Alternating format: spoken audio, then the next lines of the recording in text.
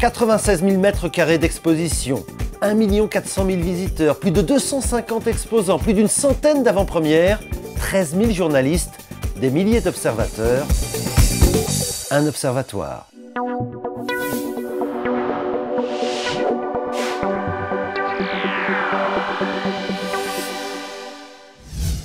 Quand on parle de tendance de fond, c'est quand on regarde derrière. Ce qui guide notre démarche, c'est évidemment d'abord apporter des réponses à nos clients. Une performance qui est en pleine croissance.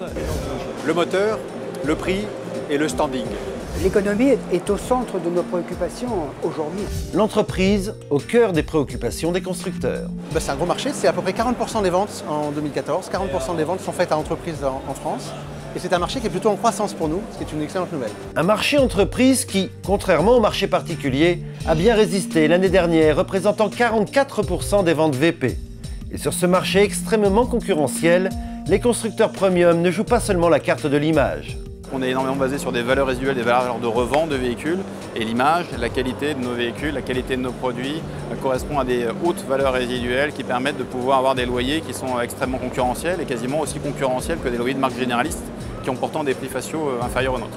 Des constructeurs généralistes qui ne s'avouent pas vaincus, à l'image du groupe PSA Peugeot Citroën qui a placé en 2013 6 de ses modèles dans le top 10 des ventes VP aux entreprises en jouant de la synergie des marques. Nous avons aussi la possibilité, en ce qui concerne les ventes aux entreprises, de combiner des propositions qui sont faites sur l'ensemble des deux marques et non pas uniquement sur une marque, de manière à ce que chacun puisse profiter du meilleur du monde de l'entreprise automobile PSA. La consommation, le credo de tous les constructeurs, adapté aux singularités de leur gamme.